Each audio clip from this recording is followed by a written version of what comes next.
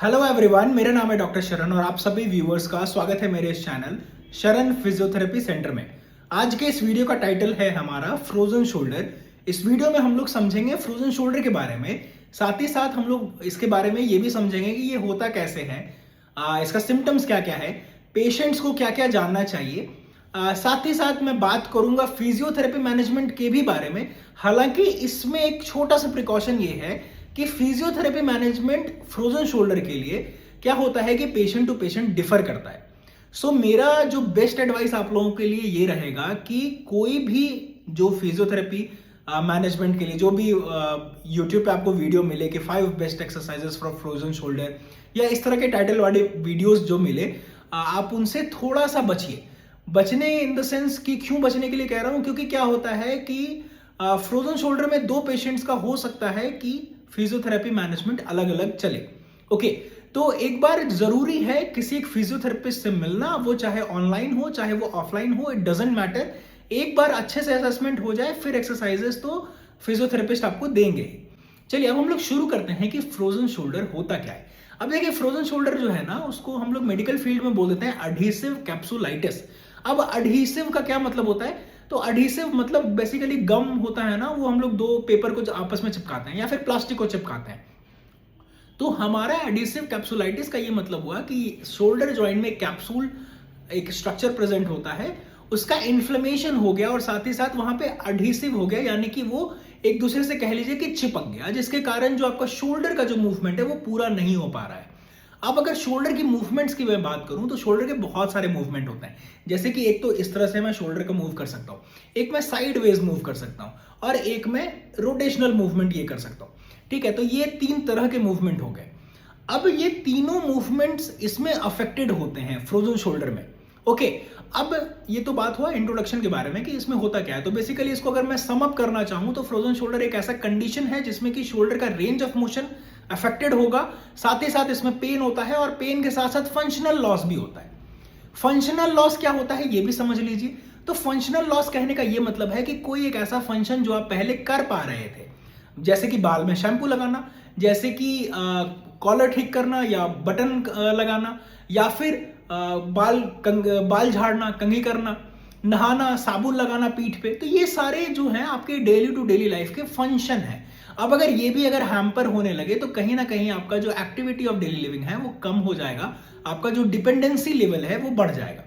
Okay, तो इसमें 3 चीजें आपको देखने को मिलेंगी 3 कैटेगरीज में। पहला फंक्शनल लॉस, पेन, और तीसरा जो है आपका रेंज ऑफ मोशन।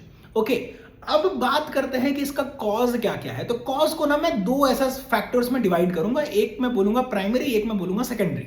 ओके, तो दोनों को अगर मैं डिवाइड करूं तो एक सीधा सीधा आप ये समझिए कि कोई एक डिजीज ऑलरेडी है, शोल्डर का कोई एक कंडीशन है, ठीक है, उसके कारण हो सकता है।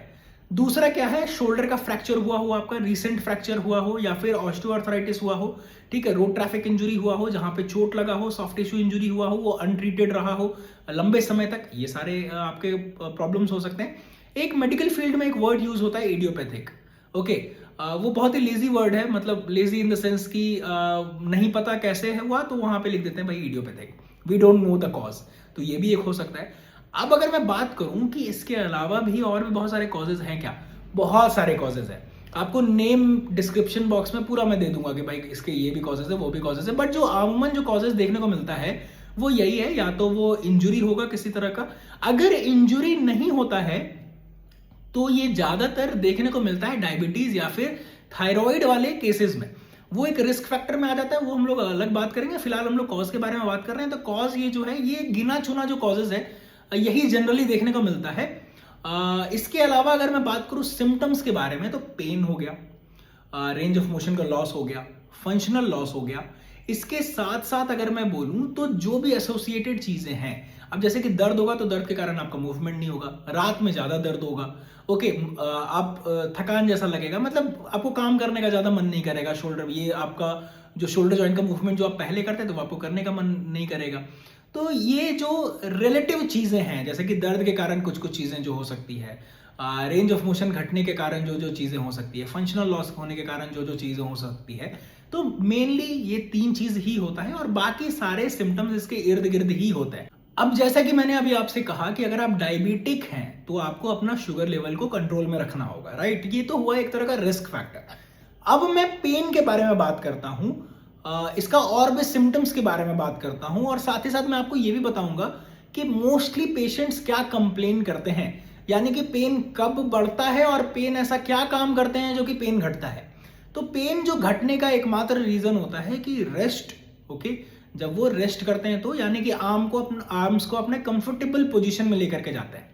पेन इसमें ज्यादातर बढ़ता है हाथ को पीछे लेकर के जाने में, साथ ही साथ ओवरहेड एक्टिविटी करने में। तो इसमें पेन जो है वो एग्रीवेट करता है, यानी कि बढ़ता है। इसके अलावा अगर मैं और भी बात करूं तो जो पेन है वो आपके शोल्डर जॉइंट का जो जॉइंट लाइन है वहां पे आपका पेन करेगा।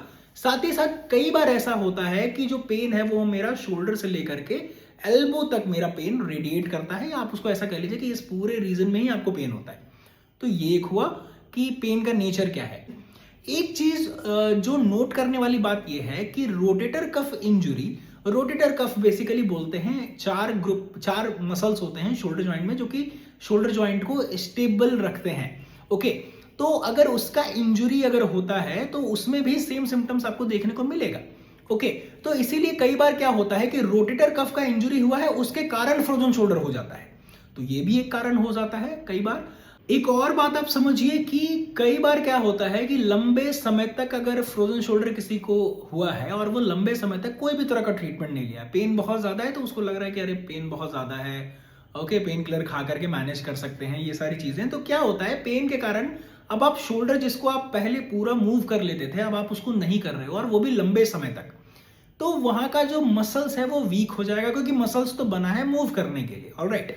तो मसल्स अगर वीक होता है तो अब फिजियोथेरेपी मैनेजमेंट में क्या होता है कि जो टाइट मसल्स हैं उसको हम लोग स्ट्रेच करते हैं, जो वीक मसल्स है उसको स्ट्रेंथन करते हैं, रेंज बढ़ाने के लिए मोबिलाइजेशन देते हैं, पेन को घटाने के लिए कुछ कुछ मोडालिटीज का यूज करते हैं, ओके? हीटिंग पैड्स वगैरह का यूज करते हैं, टेंस का यूज करते हैं। तो ये बहुत सारी ऐसी चीजें हैं जिसका हम लोग यूज करते हैं। फिर रेंज ऑफ मोशन एक्सरसाइजेस करवाते हैं। बट ये क्या है ना, ये डिपेंड करता है पेशेंट टू पेशेंट। हो सकता है कई ऐसे पेशेंट्स होंगे जिनमें की स्ट्रेंथ बिल्कुल नॉर्मल होगा, ओके? तो जिसमें स्ट्रेंथ अगर नॉर्मल है बट रेस्ट्रिक्शन है तो उसमें हम लोग रेंज ऑफ मोशन एक्सरसाइजेस को प्रेफर करते हैं, उसके साथ साथ फिर स्ट्रेंथ ट्रेनिंग भी करवाएंगे। But it totally depends from patient to patient. So my best advice would be again visit a physiotherapist, and if you can't आप मुझे मैसेज कर सकते हो इस व्हाट्सएप नंबर पे जो आपको स्क्रीन पे दिख रहा है, या फिर डिस्क्रिप्शन बॉक्स में टेली रिहैब का आपको एक फॉर्म मिलेगा, ओके? तो टेली रिहैब का वो जो फॉर्म है आप उसको फिलअप कर लीजिए। कोई भी तरह का डाउट हो आप मुझे व्हाट्सएप पे मैसेज कीजिए। आपका इसके अलावा अगर कोई प्रॉब्लम है, कोई कंसर्न है, आप किसी प्रॉब्लम से अगर आपको ऐसा लग रहा है कि नहीं शोल्डर पेन के अलावा मुझे एल्बो पेन हो रहा है या किसी और तरह का कोई प्रॉब्लम है फिजियोथेरेपी से रिलेटेड स्ट्रिक्टली, तो आप मुझे मैसेज कर सकते हो व्हाट्सएप पे। I will help you out. अब हम लोगों ने बात ये तो कर लिया कि फिजियोथेरेपिस्ट से मिलना है, ओके? बट ऐसी कौन कौन सी चीजें हैं जो आपको नहीं करनी है ये भी आप समझ लीजिए, ओके? तो सेरेब्रल पाल्सी का भी जो मैंने वीडियो बनाया था ना उसमें मैंने एक चीज को हाईलाइट करा था कि कोई भी अनसाइंटिफिक चीजों से आपको दूर रहना है, ओके? जिसका कोई बेसिस नहीं है, जिसका कोई रिसर्च नहीं है, जिसके पीछे कोई साइंस नहीं है, वैसी चीजों को आपको अपने आप से दूर रखना है। जैसे कि कपिंग, ड्राई नीडलिंग, IASTM, ये बहुत सारे फैंसी नेम्स आपने सुने होंगे। कोई भी जरूरत नहीं है, सिर्फ और सिर्फ रिहैब, और सिर्फ रिहैब, बस यही आपका सफिशिएंट है और इससे ही आप रिकवर कर जाएंगे, ओके? साथ ही साथ एक और बात आप समझ लीजिए कि क्या इसमें सर्जरी करवाना चाहिए, तो देन आई वुड से कि इट इज एब्सोल्युटली बुलशिट। सिर्फ अगर फ्रोजन शोल्डर हुआ है तो कोई भी सर्जरी करवाने का जरूरत नहीं है, unless and until it is an emergency case या कोई ऐसा rare of the rarest case है जहां पे आपको ऑर्थोपेडिक सर्जन आपको बोल रहे हैं कि सर्जरी करना होगा, तो then it might be, but surgery करवाने का कोई भी जरूरत इस केस में नहीं होता है, क्योंकि मोस्टली का मतलब मैं 95% से भी ज्यादा, मतलब 99% मैं बात कर रहा हूं कि रिहैब अगर सही ढंग से चले और अगर टाइम दिया जाए, पेशेंट अगर कोऑपरेट करता है, पेशेंट अगर सारी बातों को समझता है, सुनता है, फॉलो करता है, तो 99.99% ऑफ द टाइम ये पूरी तरह से रिकवर करता है ये कंडीशन से, और कोई भी प्रॉब्लम नहीं आता। तो प्लीज मेक श्योर कि आप किसी भी अनसाइंटिफिक चीजों से दूर रहें और ये सारी चीजों को आप ना करवाएं, स्पेशली कायरोप्रैक्टिस से तो एकदम ही दूर रहना है, क्योंकि कोई जरूरत नहीं है कायरोप्रैक्टिक का इसमें। ओके, या डायग्नोसिस के बारे में बात करते हैं। Diagnosis unless and until fracture हुआ है, ओके, और पेशेंट ऐसा कंप्लेन कर रहा है कि नहीं भाई एक बार गिरे थे और उस समय चोट लगा था, स्वेलिंग आया था, तो आप एक्सरे करवा सकते हैं। उसमें सिर्फ और सिर्फ फ्रैक्चर पता चलेगा, फ्रोजन शोल्डर पता नहीं चलता है।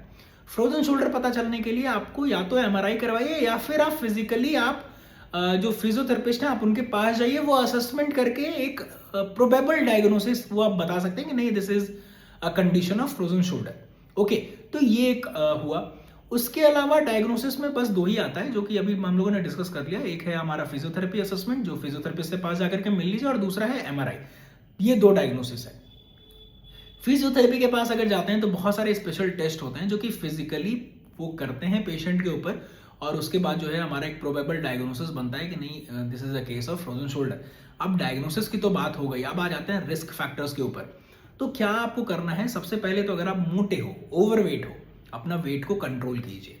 दूसरा, अगर आप डायबिटिक पर्सन हो तो अपना डायबिटीज यानी कि शुगर लेवल को आप अपने कंट्रोल में, वो खान पान आपको सुधारना होगा, प्लस आपको एक्सरसाइज करना होगा पर डे। जो आपके मेडिकेशन हैं आप उसको लीजिए।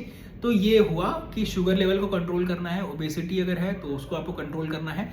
अगर आपको रोटेटर कफ इंजरी हुआ है, ओके, अगर आपको रोटेटर कफ इंजरी हुआ है तो एक अच्छे ऑर्थोपेडिक डॉक्टर से मिलिए और अपना एक रिहैब जितना जल्दी से जल्दी हो सके उतना जल्दी जल्दी उसको स्टार्ट कीजिए। ये नहीं कि हाँ अच्छा ठीक है हुआ है अब कुछ दिन बाद जाएंगे, डिले मत नहीं करना है इन सभी चीजों में। ओके, तो ये सारी चीजें हो गई। अब हम लोग मेनली आ जाते हैं मैनेजमेंट के ऊपर। तो मैनेजमेंट में इसमें दवाई जो है, दवाई चलता है बट ज्यादातर इसमें स्टेरॉइड्स चलता है। स्टेरॉइड्स मतलब पेन किलर्स, ओके, क्योंकि इसका कोई और मैनेजमेंट है ही नहीं फिजियोथेरेपी के अलावा, सिर्फ और सिर्फ फिजियोथेरेपी ही है। अब इसमें क्या होता है कि फ्रोजन शोल्डर में फेज होता है, ओके, यानी कि एक ऐसा फेज आएगा शुरुआत में जब पेन बहुत ज्यादा होगा, धीरे धीरे पेन डाउन करता है और आपको ऐसा जकड़न वाला जो फील है कि कुछ जकड़े हुए हैं शोल्डर जॉइंट के पास, वो आपको ज्यादा फील होगा। धीरे धीरे वो सबसाइड करता है। तो ये फेज वाइज एक ऐसा चीज है। साथ ही साथ ये जो फ्रोजन शोल्डर वाला जो पेन है ना, वो ग्रेजुअल ऑनसेट होता है। मतलब ऐसा नहीं है कि आप एक रात सो करके अगले दिन आप उठिए और पता चला आपको फ्रोजन शोल्डर हो गया। नहीं, आपको 10 दिन 15 दिन महीना भर आपको लगातार वो थोड़ा पेन करेगा। और आप मतलब मेरे पास तो जितना भी पेशेंट आया है अभी तक, सबने ये कंप्लेन किया है कि सर हाँ मतलब 1 महीने से धीरे धीरे आप तो एकदम बिल्कुल ही बर्दाश्त नहीं हो रहा, बिल्कुल बर्दाश्त के बाहर हो गया है। तो ये एक चीज है। तो फेज, अब चूंकि ये अलग अलग फेज में होता है तो फिजियोथेरेपी मैनेजमेंट सेम कैसे हो सकता है? और जब तक कोई भी फिजियोथेरेपिस्ट आपको सामने से देखेगा नहीं, आप उनसे असेसमेंट नहीं लेंगे, तब तक वो आपको ऐसा अंधेरे में तीर चला करके भी कोई फायदा नहीं है कि कोई भी एक्सरसाइज कर लिए। हो सकता है ऐसा केस हो कि भाई पेन बढ़ जाए। तो क्या है कि एक सेफ्टी को ध्यान में रखते हुए, इसलिए मैं शुरू में ही बोला आपको कि कोई भी ऐसा वीडियो को नहीं देखना है। तो आई होप कि आपको ये वीडियो अच्छा लगा हो, इंफॉर्मेटिव लगा हो। सबसे बड़ी बात तो ये है। So thank you so much everyone for watching this video. Next video आप बताना कमेंट सेक्शन में कि किसके ऊपर बनाया जाए।